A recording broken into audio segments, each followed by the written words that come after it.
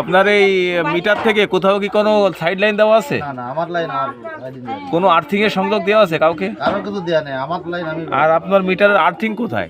এই যে আর্থিং এই জায়গায়, এই যে ভিতরে এই যে আর্থিং এই যে আর্থিং। আর্থিং তো ওই যে উল্টো পাল্টা জায়গায় আর্থিং তো সঠিকভাবে ওয়ারিং করতে হবে, বুঝছেন? মানে আগে তো মিটার ছিল, সেই মিটারে তো হ্যাঁ, মানে পূর্বের অবস্থানে আছে আর কি। হ্যাঁ, হ্যাঁ, আগে যে মিটার ছিল, মিটার চেঞ্জ করে দিয়ে এখন এই সমস্যা দেখা যাচ্ছে। আপনার ওই আর্থিংটা ওখান থেকে খুলে আগের থেকে তো খোলা যাবে না, কারণ ওয়ারিং তো আগের থেকেই করা।